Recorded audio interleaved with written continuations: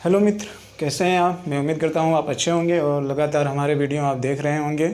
ठीक है मित्र, और आपको समझ में भी आ रहा होगा और मैं उम्मीद करता हूँ कि आप इससे कुछ न कुछ सीख भी रहे होंगे। ठीक है, और ये एक तरीके से जो वीडियो है, इसके पहले मैंने सारे मोटिवेशनल वीडियो बनाए। अब जो मेरे वीडियो बन रहे हैं वो सिविल सेवा से संबंधित सारे वीडियो आएंगे, आपके सामने उपस्थित होंगे। ठीक है, तो सिविल सेवा संबंधित, एजुकेशनल संबंधित वीडियो के मैंने 2 पार्ट बना चुके हैं। आज उसी का तीसरा पार्ट है मित्र। ठीक है, और वो जो 2 पार्ट वीडियो बनाए गए हैं, अगर उस वीडियो को आप समझे हैं तो उसी के आगे ये वीडियो है। बिना उस वीडियो समझे आप इसको कॉन्सेप्ट में नहीं ला सकते हैं। ठीक है मित्र, हालांकि ये अपने आप में एक अलग वीडियो है, बट ये है कि अगर आपको अपना कॉन्सेप्ट और अधिक मजबूत करना है तो इसके पार्ट 1 और पार्ट 2 वाले वीडियो को आप निश्चित रूप से देख लीजिएगा। ठीक है मित्र, तो जैसा कि मैंने एक जो मेरा चर्चा चल रहा था वो ये चर्चा चल रहा था कि आखिर में एक सिविल सेवक बनने के लिए समान अध्ययन की समझ किस प्रकार होनी चाहिए, किस प्रकार समान अध्ययन की समझ होनी चाहिए। तो इसके लिए मैंने कानून व्यवस्था के संदर्भ में लेक्चर दिया था, जिसके 2 पार्ट बने थे। आज समान अध्ययन विषयों की एक अवधारणात्मक पृष्ठभूमि एवं उसकी झलक के बारे में चर्चा होगी। ठीक है मित्र, तो आज जो स्पेशली चर्चा होने वाली है वह यह है कि समान अध्ययन की अवधारणात्मक पृष्ठभूमि की चर्चा होने वाली है। ठीक है मित्र, तो ये आप जानिएगा, ये आज की टॉपिक होने वाली है और इस टॉपिक को बहुत ध्यान से सुनिएगा। हाँ, इस टॉपिक पे चर्चा करने से पहले मैं आपसे 3 क्वेश्चन कर रहा हूँ। इन तीनों क्वेश्चन का आंसर आप बताने की कोशिश करिएगा। हालांकि इन 3 क्वेश्चन का आंसर आप आसानी से दे सकते हैं यदि आप मेरे इसके पीछे वाले अगर सारे वीडियो देखे होंगे। तो इन 3 क्वेश्चनों का जवाब देने का आप पूरी तरीके से प्रयास करिएगा। पहला क्वेश्चन यहाँ पर यह है मित्र कि ये बताइए कि विविधता एकता को कमज़ोर करती है कि एकता को मजबूत करती है। फिर से सुन लीजिए, विविधता एकता को मजबूत करती है कि एकता को कमज़ोर करती है, पहला क्वेश्चन। दूसरा क्वेश्चन यहाँ पर यह है कि गलती करने की संभावना कब ज़्यादा होती है, जब हमारे भौतिक संसाधनों की तरफ हमारी इच्छाएं अधिक बढ़ती हैं कि जब हमको एक ज्ञान नहीं होता है। किसके ज्ञान नहीं होता है? इन्हीं सारे विषयों का ज्ञान नहीं होता है। जब ज्ञान नहीं होता है तब गलती होने की संभावना होती है कि जब हम भौतिक संसाधनों की इच्छा रखते हैं तब गलती ज़्यादा होने की संभावना होती है। मित्र, ये आप बताने की कोशिश करिए। एक क्वेश्चन मेरा आपसे और है, आप ये बताइए कि आपको सबसे ज़्यादा संतुष्टि कौन सा देता है, भौतिक संसाधन के मानवीय विषय संबंधी ज्ञान आपको ज़्यादा संतुष्टि देता है? मानवीय विषय संबंधित विषय आपको ज़्यादा संतुष्टि प्रदान करता है कि या भौतिक संसाधन, या फिर एक तरीके से जो वैज्ञानिक के विषय हैं ये आपको बहुत ज़्यादा संतुष्टि प्रदान करते हैं? इस पर भी आप विचार करने का प्रयास करिएगा। ठीक है मित्र, तो आइए अब हम चर्चा करते हैं इस पूरे टॉपिक का। ध्यान से इसके सारे पॉइंट को देखेंगे और इस सारे पॉइंट को एक एक पॉइंट आप बहुत ही ध्यान से इसको देखिए ताकि फिर देखने के बाद हम इसका अच्छे तरीके से एनालिसिस कर सकें, विश्लेषण कर सकें और इसके अंतिम निष्कर्ष तक हम पहुंच सकें। ठीक है मित्र, बड़ा ही एक अपने आप में ये जो फिगर है मित्र, जो ये डायग्राम बनाया गया है, ये अपने आप में बहुत जटिल है। तो इसको बहुत ध्यान से समझने की कोशिश करिएगा। बहुत जटिल चीज़ें हैं, इसको समझने का प्रयास निश्चित रूप से करिएगा और ध्यान से सुनिएगा, आपको निश्चित रूप से समझ में आएगा। यदि आपको कोई डाउट होगा तो कमेंट जरूर करिएगा। तो आइए देखते हैं। देखिए मित्र, यहाँ पे लिखा है समान अध्ययन विषयों की अवधारणात्मक पृष्ठभूमि, आज का जो टॉपिक है। ठीक है, तो यहाँ पे मैंने आपके सामने 2 प्रमुख पॉइंट रखे हैं। इसमें मेरा पहला पॉइंट ये है परंपरागत अवधारणात्मक पृष्ठभूमि, परंपरागत अवधारणात्मक पृष्ठभूमि, और दूसरा है उत्तर आधुनिक अवधारणात्मक पृष्ठभूमि। ठीक है मित्र, उत्तर आधुनिक अवधारणात्मक पृष्ठभूमि और परंपरागत अवधारणात्मक पृष्ठभूमि। हाँ, किसकी अवधारणात्मक? सामान्य अध्ययन की। ठीक है मित्र, तो ऐसा है कि मैं इसको इसलिए पहले पढ़ा रहा हूँ कि ताकि जब आगे समान अध्ययन में पढ़ाऊँ तो उसमें आपकी रुचि लगे, लगन लगे और एक तरीके से आपका बेस मजबूत होता चला जाए, ताकि आपको सारी चीज़ें आसानी से समझ में आए। देखिए मित्र, जो परंपरागत अवधारणात्मक चीज़ है इसमें ध्यान से देखिए मैंने क्या लिखा है। परंपरागत अवधारणात्मक में मैंने क्या लिखा है, मैंने लिखा है पर्यावरण समन्वय। क्लियर। फिर मैंने यहाँ पे लिखा है वैज्ञानिक विषय, फिर मैंने यहाँ पे लिखा है मानविकी विषय। उसी चीज़ को फिर मैंने यहाँ पे लिखा हुआ है वैज्ञानिक विषय और मानविकी विषय।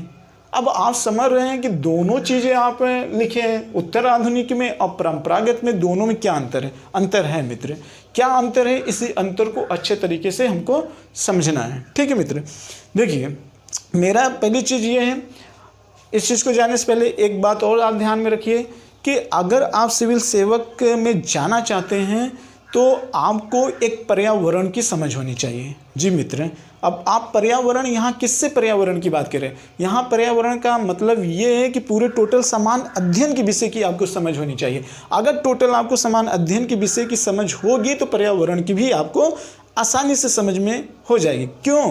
क्योंकि मित्र अगर कल आप अधिकारी बनोगे तो आपका सामना पर्यावरण से होगा, जिसमें जैव और अजैव दोनों प्रकार के कारक आएंगे, जिसका संबंध आपसे मानव से भी होगा।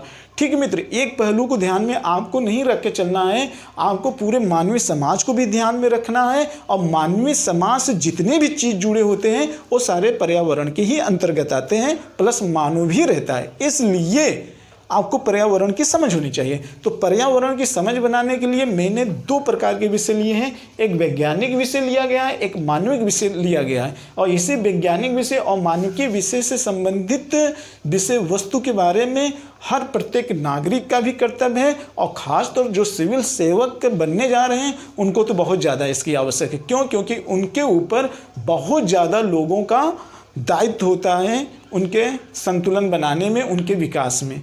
ठीक है मित्र, तो आइए देखते हैं। मुझे लगता है कि अब आप समझ गए होंगे। देखिए मित्र, यहाँ पे वैज्ञानिक विषय लिखा गया। देखिए मित्र, परंपरागत अवधारणात्मक, हम आपको एक चीज़ ये बता देना चाहते हैं, क्या आज जूलॉजी जो आप आज पढ़ रहे हो, क्या इसका एक अलग से पहले प्राचीन काल में जरा सोचिए। आज हम जूलॉजी पढ़ रहे हैं, आज हम बॉटनी पढ़ रहे हैं, आज हम समाजशास्त्र पढ़ रहे हैं, आज हम अर्थशास्त्र पढ़ रहे हैं, आज वाणिज्य विज्ञान पढ़ रहे हैं। ठीक है मित्र, आज हम भौतिक विज्ञान पढ़ रहे हैं, आज हम खगोल विज्ञान पढ़ रहे हैं, आज हम टेक्नोलॉजी पढ़ रहे हैं, आज ये सारे हम विषय पढ़ रहे हैं। क्या ऐसे ही सारे विषय पहले भी पढ़ाए जा रहे थे? नहीं मित्र, पहले ये सारे विषय एक अपने आप में स्वतंत्र विषय के रूप में नहीं पढ़ाए जाते थे। तो क्या स्वतंत्र रूप में विषय जो नहीं पढ़ाए जाते थे तो क्या उनका अस्तित्व नहीं था? अस्तित्व था, फिर अलग रूप से क्यों नहीं पढ़ा गया? आपके मन में ये सवाल होता होगा मित्र। कारण ये था कि उस समय मानव का बुद्धि लेवल इतना ज़्यादा नहीं हो पाया था, पहला कारण। दूसरा कारण ये था कि इतना ज़्यादा जटिल समाज नहीं था, और तीसरा कारण कि इतने ज़्यादा आवश्यकताएं इंसान की नहीं थी। और आवश्यकता ही आविष्कार की क्या होती है मित्र? जननी होती है, ये आप जानते हैं। तो कहने का मतलब आज जो आधुनिक काल में जो ये स्वतंत्र विषय के रूप में पढ़ाए जाते थे, इनका पहले भी अस्तित्व था मित्र। किस रूप में था? इस रूप में था जो अपने आप में छुपा हुआ था। पहले भी क्या था? खगोल विज्ञान था, पहले भी खगोल विज्ञान था। क्या जो आज हम पृथ्वी का अध्ययन कर रहे हैं, जो बृहस्पति का अध्ययन कर रहे हैं, जो हम सूर्य का अध्ययन कर रहे हैं, या ब्रह्मांड में सारे पिंडों का जो अध्ययन आज किया जा रहा है या 19वीं शताब्दी से किया जा रहा है, क्या इसके पहले पृथ्वी, चांद, सूरज ये सब नहीं थे मित्र? थे। पहले भी चांद था, पहले भी सूरज था, पहले भी पृथ्वी थी, ये सारे थे। लेकिन मानव की बौद्धिकता का विकास नहीं हो पाया था। यानी विज्ञान का विषय तो बहुत पहले ही जन्म हुआ था, लेकिन इसकी खोज आज हम कर रहे हैं किसके साथ? मानव की बौद्धिकता के विकास के साथ। तो अब देखिए मित्र, ये चीज़ तो आप समझ गए होंगे कि विज्ञान पहले था। इतना चीज़ आप जानिए मित्र। दूसरा पॉइंट हम आपको ये बताना चाहते हैं कि देखिए मित्र, कहा जाता ये है कि जहाँ भूगोल का अंत होता है वहीं मानवीय सभ्यता का प्रारंभ होता है। हाँ मित्र, आप देखे होंगे कि एक तरीके से हम देखते हैं कि पहले भी पृथ्वी कब से आई है? भूगोल के अध्ययन, यानी कि भूगोल का मतलब कि पृथ्वी का अध्ययन किया जाना, तो ये पृथ्वी तो बहुत पहले से आई है। उसके न जाने कितने अरबों के वर्ष के बाद मानव सभ्यता का जन्म हुआ है मित्र। तो इसके पहले भी तो साइंस चल रहे थे, पहले भी तो साइंस चल रहा था, पहले भी भौतिक परिवर्तन हो रहा था, पहले भी रासायनिक परिवर्तन हो रहा था, जिसको आज हम भौतिक विज्ञान के रूप में अध्ययन कर रहे हैं, जिसको आज हम रसायन विज्ञान के रूप में अध्ययन कर रहे थे। तो विषय के रूप में तो अध्ययन आज किया जा रहा था, लेकिन पहले भी रासायनिक घटनाएं, भौतिक घटनाएं और एस्ट्रोलॉजी जैसी घटनाएं घट रही थी मित्र, निश्चित रूप से घट रही थी। मानव सभ्यता तो बहुत बाद में विकास हुआ ना। पहले तो मानव क्या था, एक जंगल में रहता था, आदिमानव के रूप में विकसित हुआ, उसके अंदर बौद्धिकता का विकास नहीं था। उसी चीज़ को पहले हम समझने का प्रयास करेंगे। तो मित्र मैंने यहाँ पे लिखा है वैज्ञानिक विषय में खगोल विज्ञान, भौतिक विज्ञान, रसायन विज्ञान, जीव विज्ञान के अंतर्गत वनस्पति और ये आपका जंतु विज्ञान हो गया।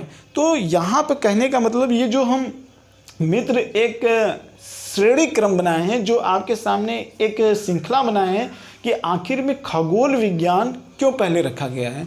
तो यहाँ पे बड़े ध्यान से आप सुनिए मित्र। देखिए मित्र, मेरा ये मानना है कि अगर आपको मानविकी विषय जानना है मित्र, मानविकी विषय को आपको अच्छे तरीके से समझना है। मानविकी विषय का मतलब यहाँ से अगर हम स्टार्ट कर दें, संस्कृति को, अर्थशास्त्र को, तकनीकी को, समाजशास्त्र को, दर्शन शास्त्र को, नीति शास्त्र को, यहाँ से तो आपको प्रारंभ कहाँ से करना होगा? प्रारंभ करना ये होगा कि अगर आपको सांस्कृतिक डेवलपमेंट करना होगा तो राजनीतिक रूप से डेवलपमेंट होना होगा। राजनीतिक डेवलपमेंट होना होगा तो फिर आप अर्थशास्त्र डेवलपमेंट होइए। अर्थशास्त्र रूप से तब आप डेवलपमेंट होंगे मित्र। ये तकनीकी को हम कॉमन मान लेते हैं मित्र, तकनीकी को हम कॉमन मान लेते हैं।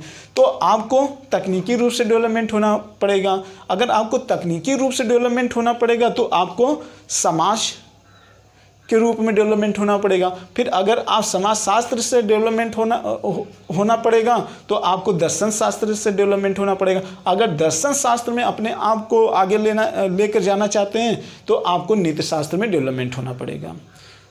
इस चीज़ को समझिए मित्र। यानी कहने का मतलब ये कि अगर आप आज के समय में बहुत आगे जाना चाहते हैं तो पहले यानी सांस्कृतिक में क्रांति लाना चाहते हैं, स्थापत्य कला के क्षेत्र में, चित्रकला के क्षेत्र में, मानविक कला के क्षेत्र में, वैज्ञानिक संसाधनों के क्षेत्र में यदि आप आगे जाना चाहते हैं तो मुझे राजनीतिक रूप से क्या होना पड़ेगा? मजबूत होना होगा। अगर राजनीतिक रूप से हमको मजबूत होना पड़ेगा तो मुझे आर्थिक रूप से मजबूत होना पड़ेगा। अगर हमको अपने आप को आर्थिक रूप से मजबूत करना पड़ेगा तो पहले हमको तकनीकी रूप से मजबूत होना पड़ेगा। अगर मुझे तकनीकी रूप से पहले डेवलपमेंट होना पड़ेगा तो उसके पहले मुझे समाज में भाईचारा, बंधुत्व बनाए रखना होगा, विविधता में एकता को बनाए रखना होगा। समाज में जब तक भाई बंधुत्व और समानता नहीं आएगी तब तक शांति नहीं आएगी, और शांति जब तक नहीं आएगी तब तक ध्यान नहीं होगा, और जब ध्यान नहीं होगा तो दर्शन की खोज नहीं होगी मित्र, और तकनीकी का आविष्कार नहीं होगा। और समाज में एकत्र करने के लिए दर्शन का होना जरूरी है। क्यों? क्योंकि दर्शन का मतलब बुद्धिजीवी से मित्र। यहाँ दर्शन का मतलब किससे? बुद्धिजीवी से, बुद्धिजीवी प्राणी से। हमको बुद्धिजीवियों को ज़्यादा ही आश्रय देना चाहिए मित्र। हाँ, बुद्धिजीवियों का आश्रय दिया जाना चाहिए, क्योंकि अगर बुद्धिजीवी रहेंगे तभी समाज में ऑर्गेनाइजेशन रहेगा। और बुद्धिजीवी तब बने रहेंगे जब नीति होगा अच्छा। तो आप मित्र समझ गए होंगे आज सिविल सेवा में एथिक्स शब्द क्यों जोड़ा जा रहा है। कारण यही है कि जब तक हमारे नीति शास्त्र में एथिक्स मेरा अच्छा नहीं होगा, हम मोरल नहीं होंगे, जब तक हम मोरल नहीं होंगे, जब तक हमारे अंदर दूरदर्शिता नहीं होगी, जब तक हम भावनाओं को नहीं समझ पाएंगे, तब तक हम बुद्धिजीवी प्राणी बन ही नहीं सकते मित्र। सारे विषयों को हम जानने के बाद वो सारे निरर्थक हो जाएंगे, वो बुद्धिजीविता सारे निरर्थक हो जाएगा ज्ञान, जब हमारे अंदर एथिक्स नहीं होगा। इसलिए दर्शन का मतलब बुद्धिजीवी, और बुद्धिजीवी बनने के लिए आपके अंदर एथिक्स होना चाहिए, न कि आपको इन सारे विषयों का ज्ञान होना चाहिए।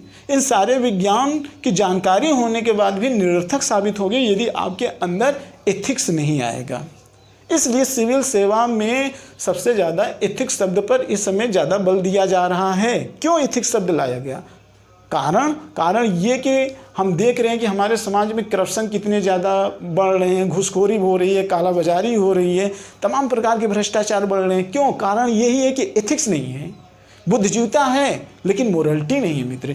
इसलिए दर्शन बुद्धिजीविता तब बनी रहेगी जब एथिक्स रहेगा। एथिक्स रहेगा तो बुद्धिजीविता रहेगी, बुद्धिजीविता रहेगी तो करप्शन नहीं होगा, करप्शन नहीं होगा तो समाज संगठित होगा, समाज संगठित होगा तो तकनीकी को ज़्यादा बल मिलेगा, और जब तकनीकी को ज़्यादा बल मिलेगा तो अर्थशास्त्र डेवलपमेंट होगा, अर्थशास्त्र डेवलपमेंट होगा, इनकम ज़्यादा होगा, ग्रोथ ज़्यादा होगा, और जब ग्रोथ ज़्यादा होगा तो हमारी राजनीति अच्छी होगी मित्र। राजनीति अच्छी होगी यानी कि राजनीति अच्छे होने का मतलब राष्ट्र का निर्माण होगा, और जब राष्ट्र का निर्माण होगा, पैसे अधिक रहेंगे तो सांस्कृतिक क्षेत्र में क्रांतियाँ आएंगी। जब क्रांतियाँ आएंगी तो ढेर सारे वस्तुओं का उत्पादन होगा, हर क्षेत्र में हम आगे जाएंगे, हर चीज़ को ज़्यादा से ज़्यादा निर्यात करेंगे, ज़्यादा से ज़्यादा विदेशी मुद्रा आएंगे, ज़्यादा से ज़्यादा हम इकोनॉमिक रूप से मजबूत होंगे। तब ये एक तरीके से ये साइकिलिंग के रूप में चलेगी मित्र। तो ये चीज़ें आपको यहाँ पे समझ में आ रही होगी, यहाँ पर आपके अंदर थोड़ा सा संशय बन रहा होगा। ये चीज़ें आपको यहाँ पे समझाने के लिए मैंने ये चीज़ें बोला था। यहाँ पे देखिए मित्र, मैंने जैसे कि पहले कहा कि आज जो साइंस विषयों का अध्ययन किया जा रहा है या जो एक स्वतंत्र विषय के रूप में मानवीय विषय का अध्ययन किया जा रहा था, ये पहले भी था। लेकिन जब पहले था तो खोज क्यों नहीं? कारण देखिए मित्र, पहले इंसान क्या हुआ आप जानते हैं, जब पृथ्वी की उत्पत्ति हुई थी तो क्या हुआ था? सब कुछ आग ही आग था। एक मानव मतलब कि पशु से मानव के जीवन में आने के लिए बहुत ज़्यादा इस पृथ्वी पे क्रांति हुई, तब जाकर इस पृथ्वी पर धीरे धीरे एक मानव का क्या हुआ?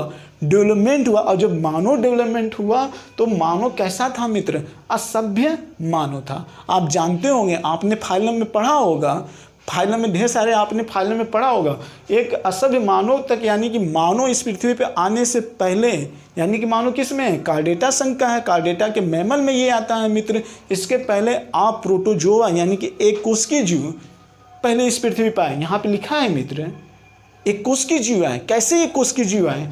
पहले क्या था? पृथ्वी की उत्पत्ति हुई मित्र। पृथ्वी की उत्पत्ति होने के कारण यहाँ पर गैस भौतिक परिवर्तन हुआ, और भौतिक परिवर्तन जब हुआ तो केमिकल चेंज हुए, और जब केमिकल चेंज हुए तो जीवों की उत्पत्ति हो गई, और जब जीवों की उत्पत्ति हो गई तो पहला एक कोशिकीय जीव आया जिसको हम प्रोटोजोआ के रूप में रखें। प्रोटोजोआ के बाद पोरीफेरा, पोरीफेरा के पास सिलेंट्रेटा, सिलेंट्रेटा के बाद हेलमिंथीज, और प्लेटी हेलमिंथीज के बाद एनीलिडा, एनीलिडा के बाद इकाइनोडर्मेटा, इकाइनोडर्मेटा के बाद आर्थ्रोपोडा, आर्थ्रोपोडा के बाद मोलस्का, और मोलस्का के बाद कार्डेटा, और कार्डेटा में मैमल्स के रूप में धीरे धीरे मानव का विकास हुआ। तो इतने चरणों से मानव का विकास जब हुआ इस पृथ्वी पे, तो मानव कैसा था मित्र? असभ्य मानव आया, जिसकी चर्चा हम किस में अध्ययन करते थे? पाषाण काल में अध्ययन करते थे। और पाषाण काल में धीरे धीरे धीरे धीरे मानव विकास किया, और विकास किया तो मानव किस में आया? धीरे धीरे सभ्य मानव की तरफ बढ़ा। कैसे? अब यहाँ पे देखिए मित्र, पहले मानव कैसा था? पहले मानव में एक ज्ञान की उपज कैसे आई थी? जरा सोचिए मित्र, पहले मानव में ज्ञान की उपज कैसे आई थी?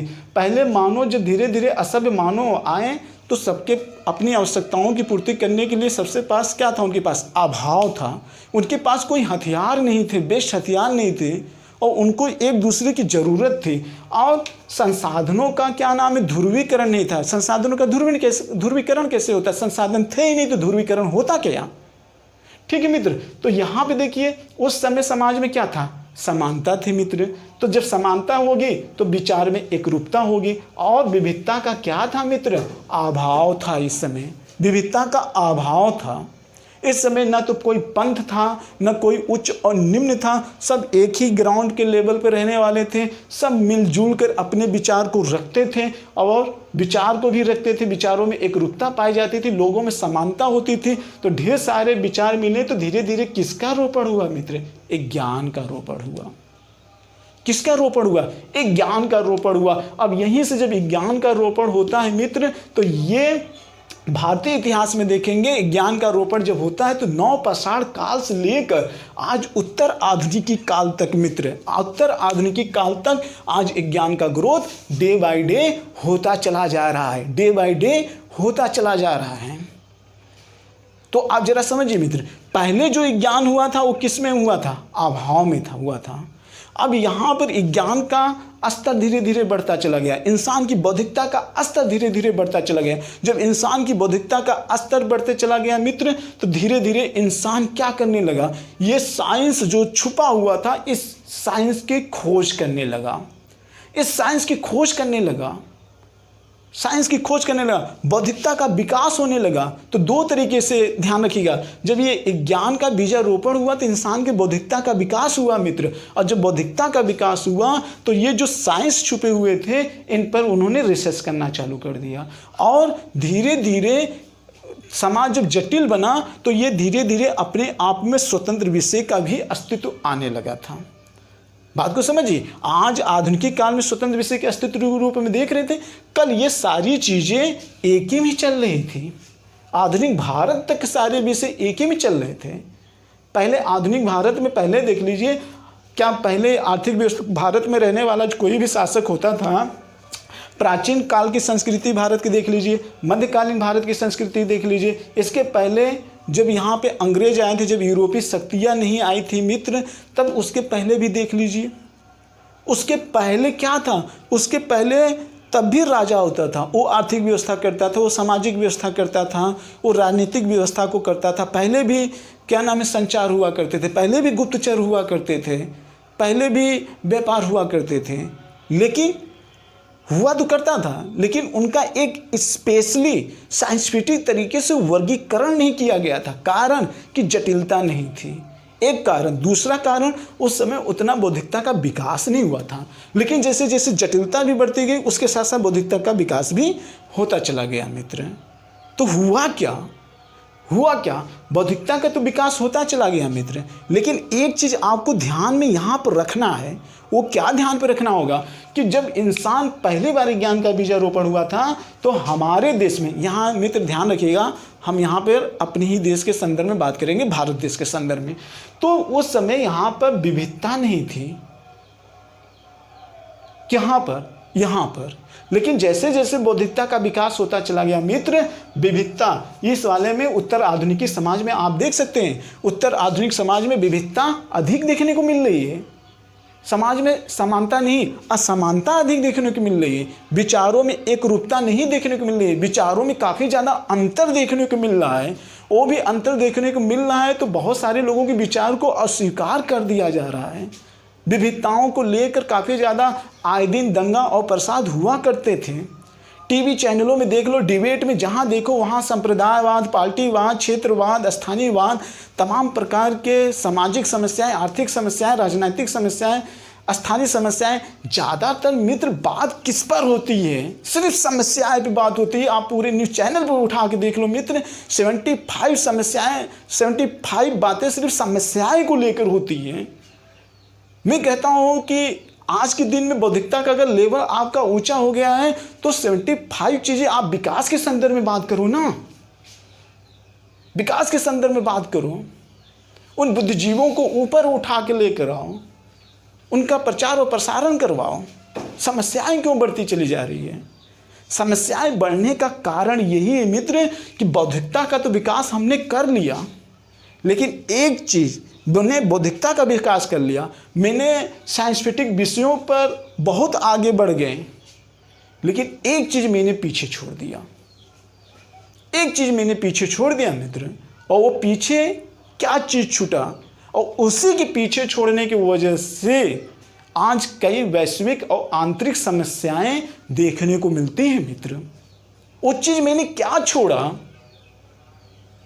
कि मैंने स्वतंत्र रूप से मानविकी विषय का वर्गीकरण कर लिया। मैंने छुपे हुए साइंस थे उनको मैंने अध्ययन करके अलग अलग विषयों में अलग तो कर लिया, लेकिन एक चीज़ मैंने छोड़ दिया जिसके बल पर हमने जटिल समाजों को वर्गीकृत किया था। आज हम इतना आगे आए हैं, वो क्या हम छोड़ते चले जा रहे हैं, जिससे कि इतने विकसित होने के बाद भी ढेर सारी समस्याएं देखने को मिलती हैं।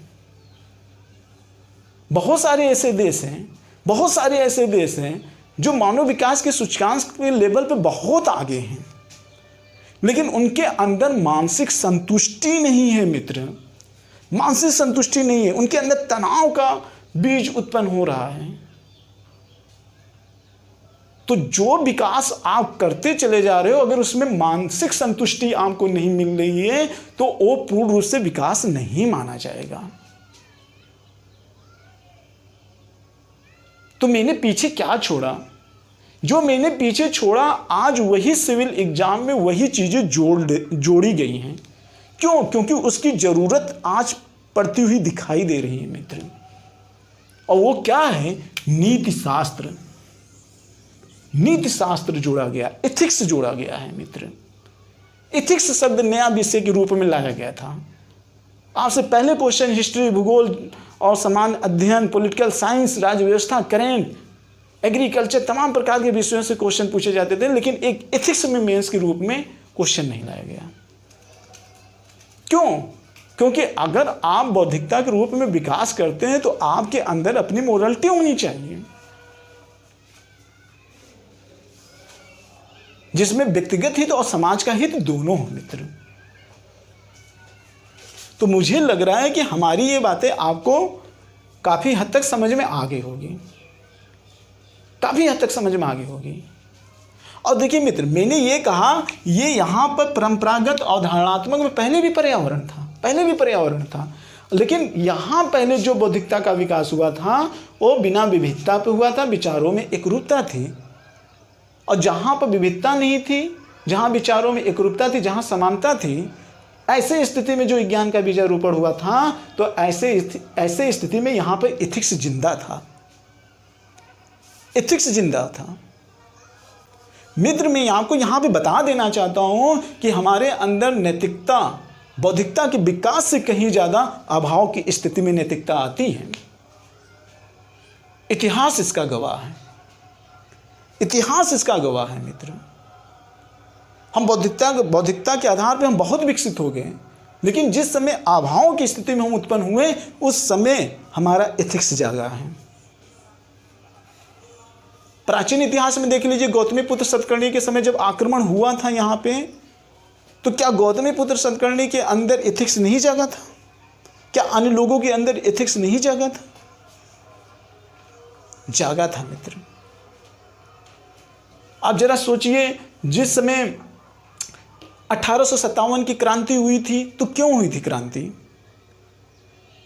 क्रांति इसलिए हुई थी, क्रांति क्यों हुई थी? क्योंकि वहां पे अभाव था। इसके पहले क्यों क्रांति नहीं हुई? 1757 में प्लासी के युद्ध के बाद 100 वर्ष का गैप था, उस समय भी तो बौद्धिकता का लेवल था, लेकिन क्रांति क्यों नहीं हुई? कारण अभाव। अभाव इंसान को जोड़ देता है और ज्ञान का द्वार खोल देता है। लेकिन अगर आज के समय में इतना करप्शन हो रहा है, तो क्या अगर यही स्थितियां बनेगी रहेगी तो क्या आंदोलन नहीं होंगे, क्रांतियां नहीं होंगी? होगी। इसीलिए सिविल सेवा में एथिक्स लाया गया है कि जो सिविल सेवा में जा रहे हैं वो एथिक्स, क्योंकि अभाव की स्थिति का इंतजार मत करो। आज के आधुनिक समय में अभाव का इंतजार मत करो, क्योंकि अगर अभाव लोगों के अंदर आया और एकजुट हुए और बड़ा आंदोलन खड़ा किए तो हमारे देश को बहुत ज़्यादा क्षति उठाना पड़ेगा मित्र। इसीलिए जो आयोग में बैठने वाले बुद्धिजीवी मेंबर वर्ग हैं, उन्होंने एथिक्स यहाँ पे लाया है, ताकि जो सिविल सेवा में जा रहे हैं उनके अंदर मोरलिटी आए, उनके अंदर समाज हित की भावनाएं आएँ, और ये समाज में फैल रहे भ्रष्टाचार को वो रोकें, दूसरे को भी रोकें, अपने आप को भी रोकें, और एक देश की नई दिशा दे सकें, और आने वाले समय में समस्याओं को रोककर एक भयानक क्रांति और आंदोलन से बचा सकें। तो मुझे लग रहा है कि मेरी बात आपको समझ में आ रही होगी। हमने लगातार इन विषयों पर एक के बाद अपनी बौद्धिकता का स्तर तो विकास तो कर लिया, लेकिन पीछे क्या छोड़ रहे थे? एथिक्स छोड़ते चले जा रहे थे। अगर ये नहीं लाओगे तो ये ध्वस्त हो जाएगी, सब ये ध्वस्त हो जाएगा, ये चरण ध्वस्त हो जाएगा और आप आ जाओगे जीरो पर। इसलिए एथिक्स लाकर इसको ध्वस्त होने से बचाओ और फिर उसके साथ आगे बढ़ते जाओ। आप आगे बढ़ते जाओ मित्र। तो इसलिए मैं आपसे ये कहना चाहता हूं कि अगर आप सिविल सेवा में जाना चाहते हो तो पहले इन सारी चीजों को आप समझो, इन सारी चीजों को समझो। हाँ, मैंने आपको ये सारे कॉन्सेप्ट दिए, सारे कॉन्सेप्ट दिए। यहां पर एक चीज मैं आपको ये भी बता देना चाहता हूं कि विषयों पर कैसे समझ बनाएं मित्र, कैसे समझ बनाएं। यहां पर मैंने ये देखिए सारे विषय, ये सारे प्रश्न आपके सिविल सेवा में पूछे जाते हैं मित्र। यहां पे एक चीज मैंने लिखा है, गणितीय पैमाना। आप सोच रहे होंगे कि सर गणितीय पैमाना यहां पे लिखे हैं, यहां पे क्यों नहीं लिखे हैं? मित्र, गणितीय पैमाना जो था ये विषय तो जरूर थे, लेकिन गणितीय पैमाना नहीं था, कोई मापदंड नहीं बनाया गया था। किलो, वाट, ये सब डायग्राम, मैक्रो, टेगा, नैनो, ये सब माप नहीं बनाए गए थे। युद्ध इंसान जब बौद्धिकता का लेवल हुआ तब इन्होंने सारे माप बनाए, आधुनिकी काल में सारे माप बनाए, नए नए बौद्धिकता के विकास पर एक गणितीय पैमाना आया मित्र। तो कहने का मतलब गणितीय पैमाना इस जब आया यहाँ पर, तो यहाँ पे यही चीज़ लिखा हुआ है मित्र कि सबसे पहले अगर आपको जैसे गणितीय चीज़ को समझना है तो खगोल को समझो, खगोल को समझना है तो भौतिक विज्ञान को समझो। देखिए मित्र, यहाँ पे थोड़ा सा समझ लेते हैं फिर एक बार। यहाँ पे मैंने एक चीज़ लिखा है, सब में आपस में संबंध है। फिर से देखिए, ये आपस में सब क्या है? पर्यावरण है मित्र। आप सिविल सेवक बनने जा रहे हो तो एक स्वतंत्र विषय के रूप में आप अध्ययन मत करो। आप इतिहास का स्वतंत्र अध्ययन करके सिविल सेवक नहीं बन पाओगे। आप सिर्फ रसायन विज्ञान का अध्ययन करके सिविल सेवक नहीं बन पाओगे। आप सिर्फ जूलॉजी का अध्ययन करके सिविल सेवक नहीं बन पाओगे। आपको इन सारे विषयों में लिंक पता होना चाहिए, और वही चीज़ मैंने यहाँ पे दर्शाने का प्रयास किया है। एक बार फिर से आप देख लीजिए, मैंने यहाँ पे लिखा है कि अगर आप चिकित्सा के क्षेत्र में, चित्रकला के क्षेत्र में, स्थापत्य कला के क्षेत्र में, युद्ध कला के क्षेत्र में और मानविकी के स्तर पे अधिक विकास करने के रूप में अगर आप आगे जाना चाहते हो तो आपको राजनीति शास्त्र की समझ होनी चाहिए, और राजनीति शास्त्र अधिक डेवलपमेंट बनाना चाहते हो मित्र तो आपको आर्थिक रूप से मजबूत होना चाहिए। अगर आप आर्थिक रूप से मजबूत होना चाहते हो तो आपको तकनीकी को जानना पड़ेगा। तकनीकी दो तरीके से होती है मित्र। एक तकनीक हमारी वैचारिक तकनीकी होती है मित्र, वैचारिक तकनीकी होती है, और एक हमारी वैज्ञानिक तकनीकी होती है मित्र। तकनीकी दो तरीके से हो। देखिए, एक वैचारिक तकनीकी से हम मानविकी विषयों का वर्गीकृत करते चले जाएंगे, जिससे कि हमारे मानविकी विषय में एक वैज्ञानिक दृष्टिकोण बनेगा, एक वैज्ञानिक दृष्टिकोण बनेगा। तो जब वैज्ञानिक दृष्टिकोण होगा तो गुणवत्ता होगी, गुणवत्ता होगी तो उत्पादन अधिक होगा। उसी तरीके से वैज्ञानिक में भी वर्गीकृत होगा। इसकी विषयों की कई शाखाएं निकलेंगी उसमें से, और जब कई शाखाएं निकलेंगी तो उत्पादन अधिक होगा। तो ये तकनीकी अपने आप में बहुत अच्छी बात है, लेकिन तकनीकी आएगी मित्र कैसे? हम वैचारिक रूप से जब मजबूत होंगे तभी तो तकनीकी आएगी। तकनीकी तब आएगी जब समाज में शांति रहेगी मित्र, समाज में शांति रहेगी, समाज में भ्रष्टाचार नहीं होगा, समाज संगठित होगा, तब वैचारिक रूप से मजबूत होंगे और तकनीकी आएगा और आर्थिक रूप से डेवलपमेंट होंगे। लेकिन अब पूछा है कि सामाजिक संगठन, समाज में संगठन कैसे आएगा? तो मित्र, समाज में संगठन तब आएगा जब हमारे अंदर दर्शन होगा। हमारे अंदर दर्शन का मतलब सिर्फ आत्मा और परमात्मा से नहीं है मित्र। दर्शन का मतलब है अपने आप के अंदर एक संतुलन की स्थिति को लाना, एक भ्रम की स्थिति को दूर करना ही दर्शन कहलाता है। भ्रम की स्थिति को दूर करना। लेकिन ये दर्शन कैसे आएगा? जब आपके अंदर मोरलिटी होगी, जब आपके अंदर मोरलिटी होगी तब दर्शन आएगा, नीति आएगी। और ये नीति या तो अभाव में आएगी या बौद्धिकता पे आएगी। परंपरागत समाज में जो नीति का बीजारोपण हुआ था, जिसके बल पे ज्ञान आया था, वो अभाव में आया था। आज हमारे यहाँ विविधता बहुत ज़्यादा है, विविधता बहुत ज़्यादा है, असमानता बहुत अधिक है, बौद्धिकता है लेकिन नीति कम है। तो आएगा कैसे? आएगा एथिक्स शास्त्र पढ़ने से। इनमें विभिन्न प्रकार के बुद्धिजीवों के बारे में आपसे पूछा जाएगा, उसका एनालिसिस करेंगे, आप खुद धीरे धीरे अपने अंदर बौद्धिकता के साथ मोरलिटी लाएंगे। तो मित्र, अब प्रेरणा लोग किससे लेते हैं? मोरलिटी आपके अंदर होगी तो आप प्रेरणा किससे लोगे? प्रेरणा लोगे प्रकृति से। ये प्रकृति है मित्र। प्रकृति में क्या है? ये जैव है। और एक प्रकृति में क्या होता है? पर्यावरण में अजैव होता है। मुझे सीखने का प्रयास करिए। मानव के अंदर अगर मोरलिटी है मित्र, तो वो जंगल में रहने वाले विभिन्न प्रकार के जानवरों से भी सीख सकता है।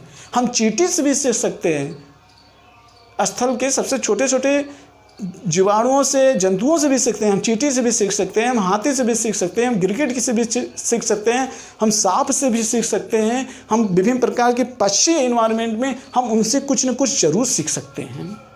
और इसी सीख के साथ हम अपने बौद्धिकता का निर्माण अधिक कर सकते हैं। लेकिन ये सीखने की कला कहाँ से आएगी? नीति से आएगी मित्र। और जब हम इसके सीखेंगे तो नीति का विकास होगा। लेकिन जीव विज्ञान की समझ किससे होगी? रसायन से मित्र। रसायन, केमिकल एक्सचेंज होते हैं, माइक्रो छोटे छोटे। और केमिकल में परिवर्तन कैसे होता है? कैसे परिवर्तन होगा? ताप और दाब के कारण, टेम्परेचर और प्रेशर के कारण। टेम्परेचर और प्रेशर में परिवर्तन होगा तो वायु में परिवर्तन देखने को मिलेगा, और जब वायु में परिवर्तन देखने को मिलेगा तो केमिकल में परिवर्तन देखने को मिलेगा। केमिकल में परिवर्तन देखने को मिलेगा तो जंतुओं में परिवर्तन देखने को मिलेगा। जंतुओं में परिवर्तन देखने को मिलेगा तो व्यवहार में अंतर दिखाई देगा। अगर व्यवहार में अंतर दिखाई देगा तो एक नई नीति का डेवलपमेंट होगा। फिर अलग अलग सब्जेक्ट आ जाएंगे मित्र। तो ये भौतिक परिवर्तन होगा। भौतिक परिवर्तन किस पर निर्भर करता है मित्र? किस पर भौतिक परिवर्तन निर्भर करता है? खगोल विज्ञान पे। आप जरा सोचिए, हालांकि इसके पहले मैंने चर्चा किया था पिछले वाले वीडियो में, लेकिन अब यहाँ पे ये चीज़ जुड़ा है तो थोड़ा सा चर्चा कर लेते हैं। भौतिक परिवर्तन किस पर डिपेंड करता है? क्या जो प्रकृति यहाँ जिस तरीके से व्यवहार कर रही है, जिस तरीके से यहाँ पर आपके पंच तत्व अग्नि, जल, आकाश और पृथ्वी, ये जो आपके तमाम प्रकार के पंच तत्व मिलकर जो शरीर बने, जो व्यवहार यहाँ पर पृथ्वी पर कर रहे हैं, जो इस खगोल पिंड, एस्ट्रोलॉजी मित्र, खगोल विज्ञान मतलब एस्ट्रोलॉजी। एस्ट्रोलॉजी में ब्रह्मांड में तमाम प्रकार के पिंड, और उस पिंड में आपका एक पिंड क्या है? पृथ्वी है मित्र। तो पृथ्वी पर रहने वाले जो पंच तत्व जिस तरीके से व्यवहार कर रहे हैं, क्या सौरमंडल में रहने वाले सारे पिंड जैसे व्यवहार कर रहे हैं? क्या दूसरे पिंड पर रहने वाले सौरमंडल के सारे पिंड एक जैसे व्यवहार कर रहे हैं? नहीं मित्र। वो डिपेंड करता है कि वहाँ का कैसा इन्वायरमेंट है। वहाँ हो सकता है कि ग्रेविटी फोर्स कुछ दूसरा हो, विद्युत चुंबकीय बल वहाँ पे कुछ दूसरा टाइप के हो, पृथ्वी का जो मूवमेंट हो कुछ दूसरी दिशा में कर रहा हो। मतलब पृथ्वी का मतलब अलग पिंड हो सकता है, वहाँ का अलग पिंड कुछ दूसरी दिशा में मूवमेंट कर रहा हो। तो वहाँ जीवों में परिवर्तन कुछ अलग टाइप के देखने को मिल सकते हैं। तो वहाँ का समाज हो, तब अब खगोल चेंज होगा तो भौतिक चेंज होगा, भौतिक चेंज होगा तो रसायन चेंज होगा, रसायन चेंज होगा तो जीव चेंज होगा, जीव चेंज होगा तो नीति चेंज होगा, नीति चेंज होगा तो दर्शन चेंज होगा, दर्शन चेंज होगा तो समाजशास्त्र चेंज होगा, समाज चेंज होगा तो तकनीकी चेंज होगी, तकनीकी चेंज होगी तो अर्थशास्त्र चेंज होगा, अर्थशास्त्र चेंज होगा तो राजनीति चेंज होगा, राजनीति चेंज होगा तो सांस्कृतिक परिवर्तन चेंज हो जाएगा मित्र। अब आप समझ गए होंगे, एक के विकास में दूसरे का विकास होगा, एक के पतन में दूसरे का पतन होगा। इसलिए किसी को आप स्वतंत्र रूप से अध्ययन नहीं कर सकते हो मित्र। सिविल सेवा में जाने के लिए सारे विषयों को पढ़ना होगा और उनको पढ़ने के बाद आपस में इंटरलिंक करना होगा। ये पूरी अवधारणात्मक चीज़ों को आपको अपने दिमाग में बैठाना होगा। सिर्फ दिमाग में बैठाना नहीं है, उसको आत्मसात करके उसको अपने व्यवहार में लाना भी होगा। तब जाकर हमारा लेक्चर सार्थक होगा, तब जाकर मेरा लेक्चर सार्थक होगा। तो मैं उम्मीद करता हूँ मित्र, मेरी पूरी बातें आपको समझ में आ गई होगी। यदि कोई कमी होगा तो आप निश्चित रूप से कमेंट करिएगा, हम दूर करने का प्रयास करेंगे। ठीक है मित्र, अगर कोई भी कमी आपको निकले तो इस पर कमेंट जरूर करिएगा, निश्चित रूप से कमेंट करिएगा, हम दूर करने का प्रयास निश्चित रूप से करेंगे। ठीक है मित्र, तो इसी के साथ हम इस वीडियो का समापन कर रहे हैं। नेक्स्ट टाइम फिर हम समान अध्ययन के विषयों के अवधारणात्मक झलक लेकर उपस्थित होंगे एक नए सब्जेक्ट के साथ। ठीक है मित्र, तो इसी के साथ जय भारत, जय हिंद।